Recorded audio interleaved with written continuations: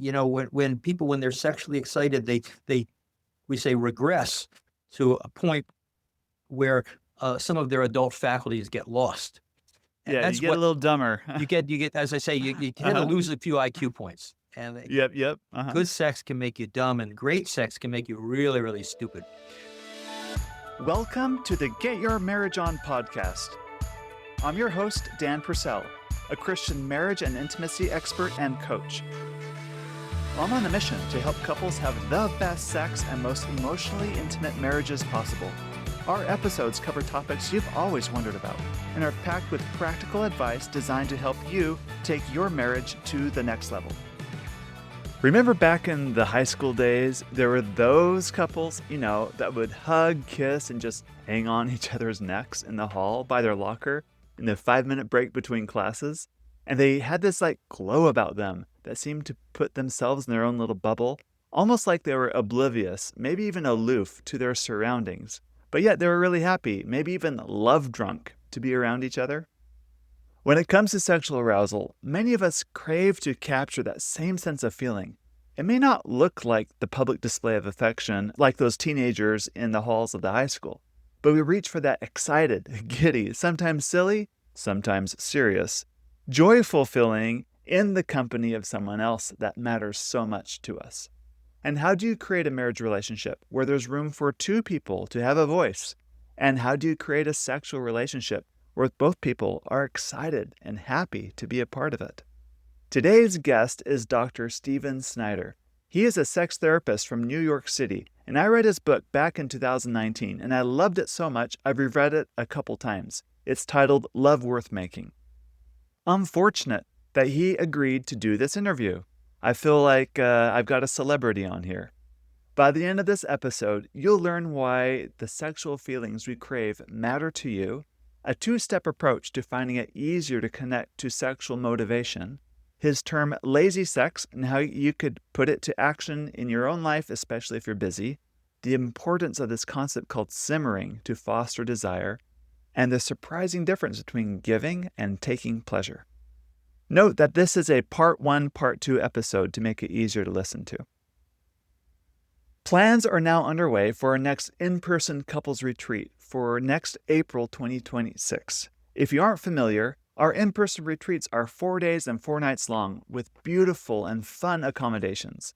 Our retreats are a combination of upbeat fun and adventure and in-depth discovery about intimacy in your marriage.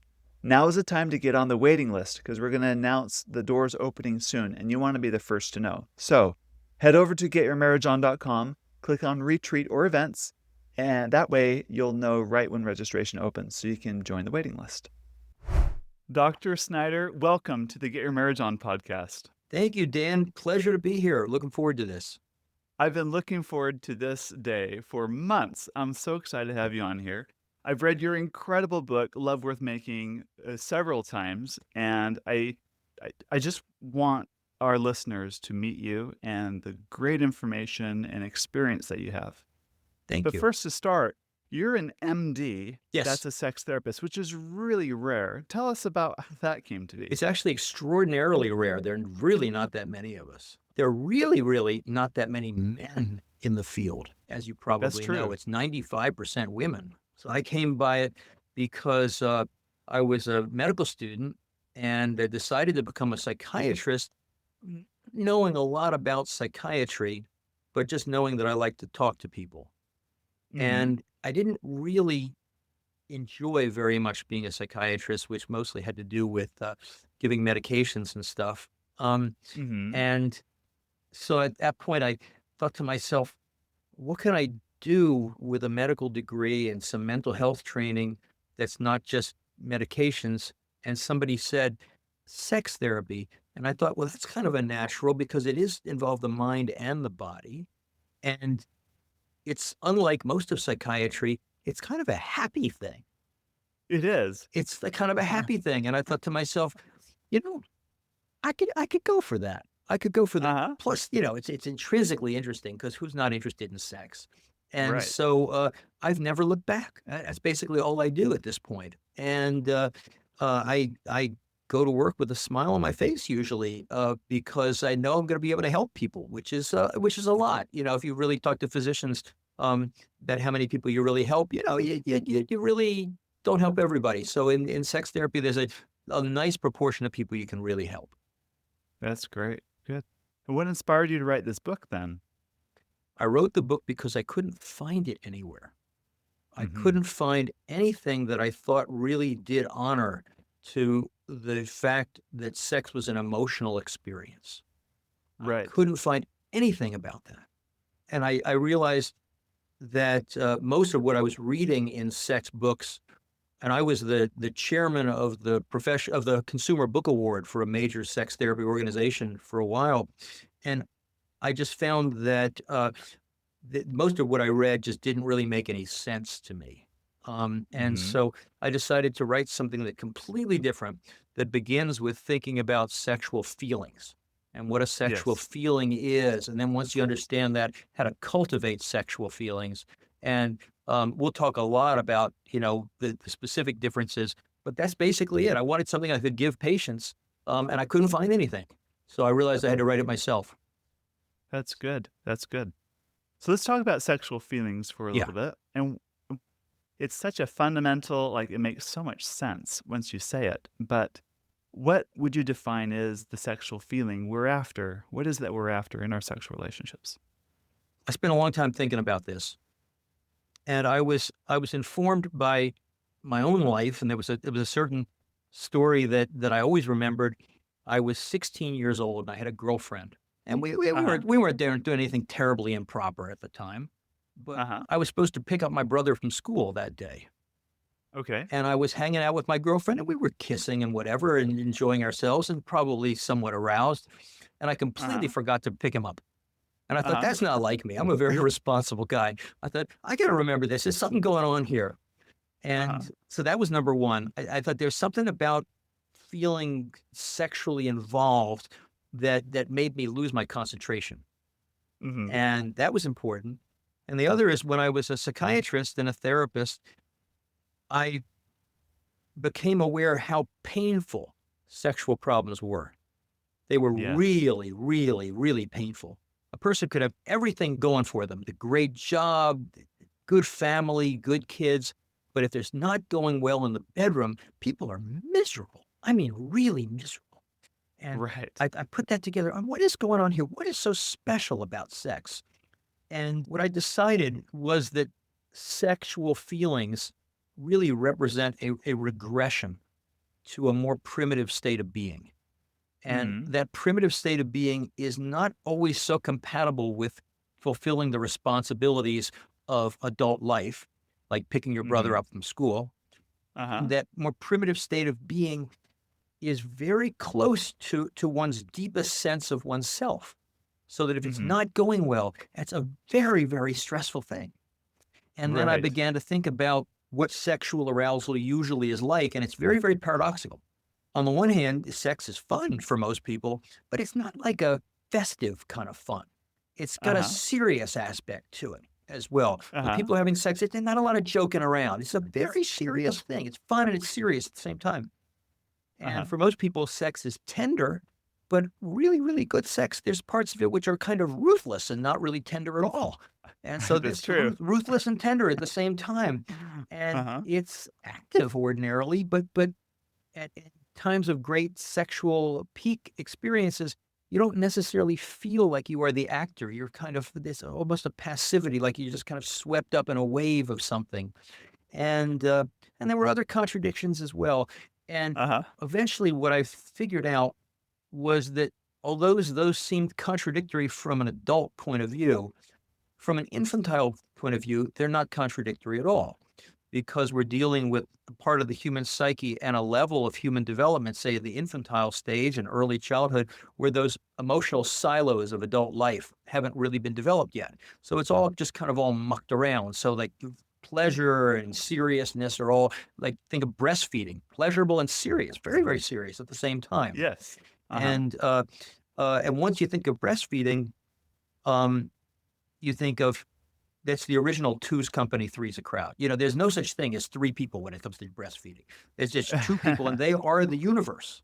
And Yes. neither of them is evaluating or judging or anything. They're just totally in the moment, involved with this thing, which is very pleasurable, ideally, and also very, Uh-huh. very serious. And I thought to Uh-huh. myself, this is the template on which adult sexual experiences get built after many, many years.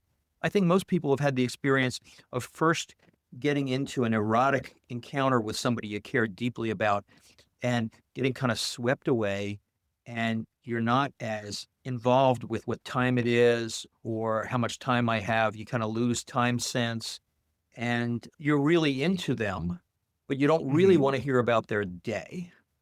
Uh-huh. You just want them to make nice noises and tell you that you're wonderful, which is Right. really a very, very infantile kind of thing. When people, when they're sexually excited, we say regress to a point where some of their adult faculties get lost. And Yeah, you that's get a what little dumber.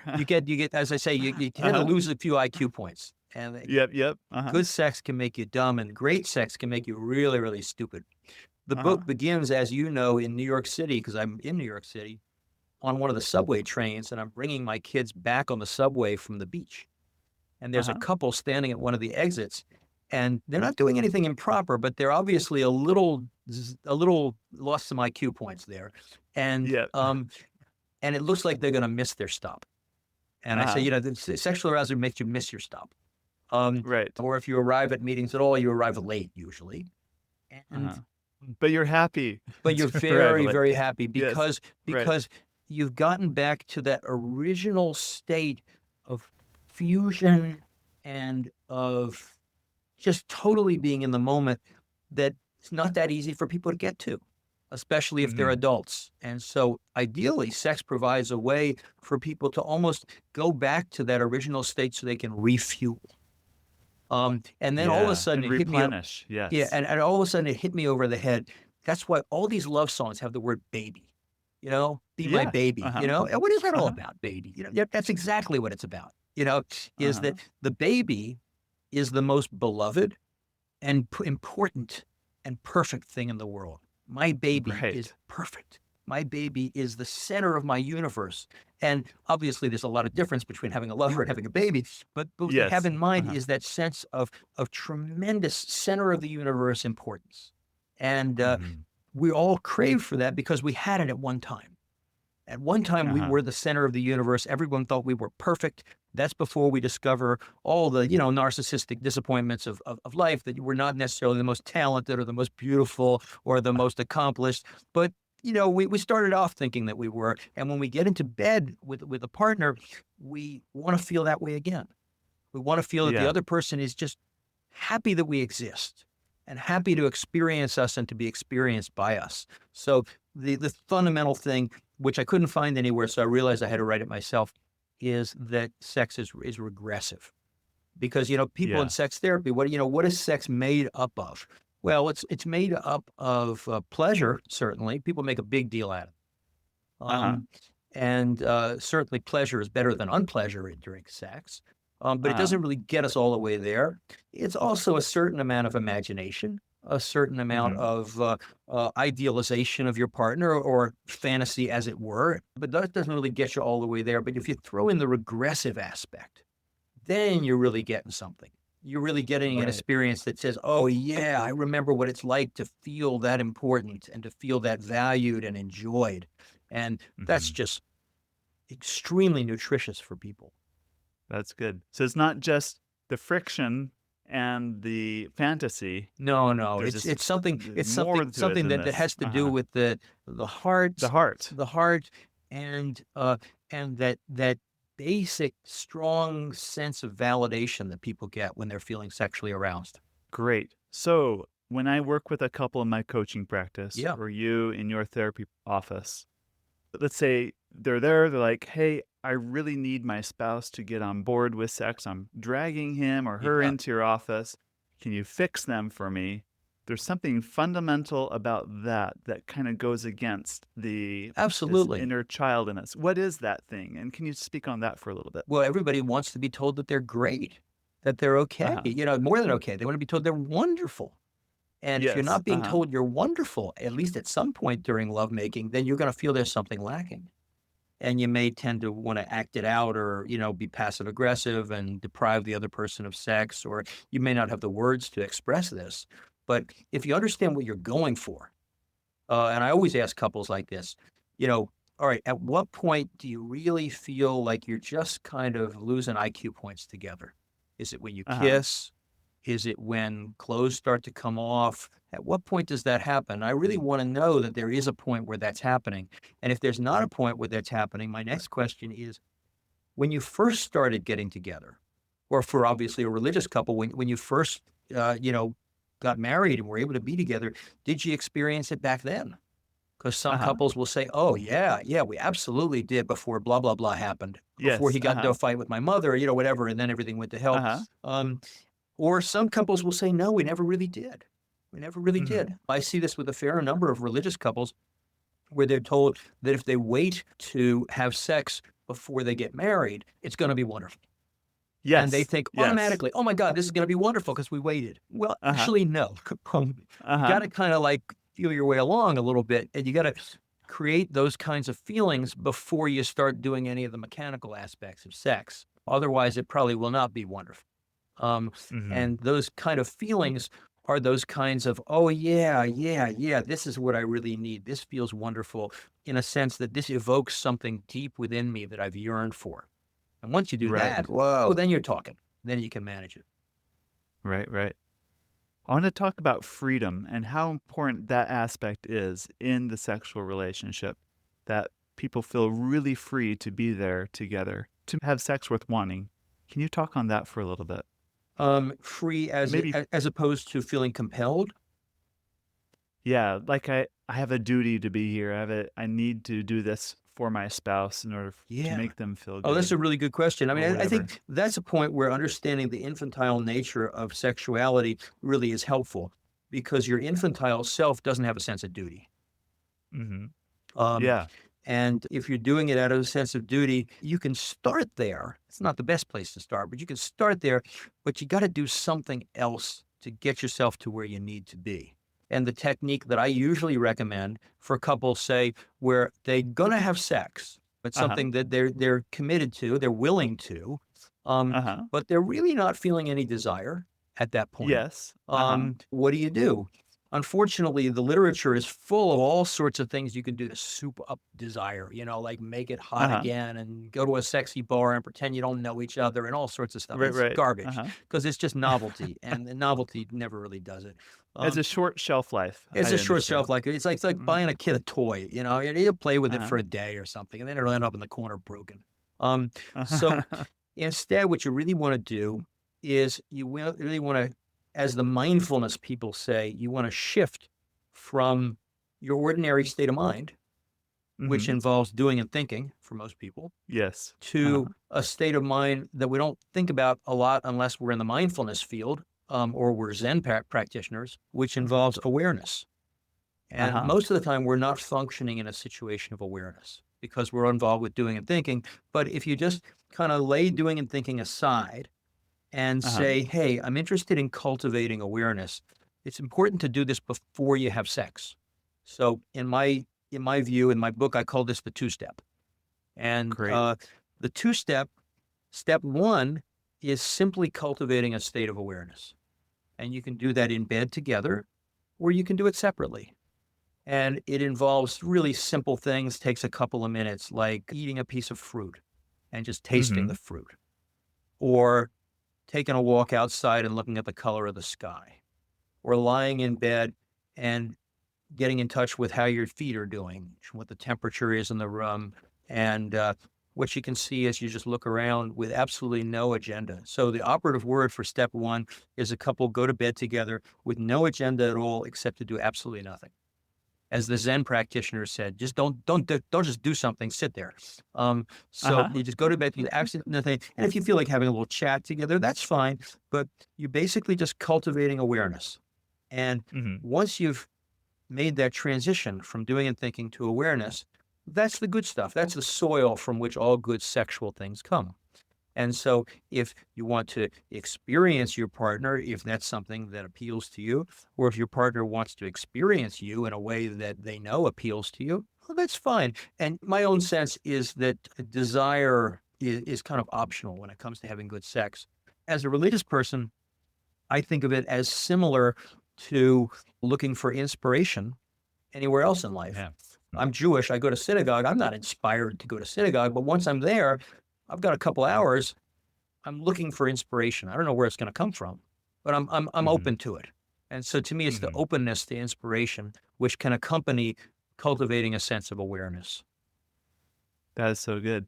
And you can't force inspiration. It's not on demand just because you want it. And what I would say is sometimes in a long-standing partnership, you'll experience a fair amount of inspiration. And sometimes you'll Uh-huh. experience just a little bit. So Uh-huh. and sometimes you'll just be listening for that still small voice, as they say Yeah. in the prophets, or as we say in Hebrew, the kol demama daka.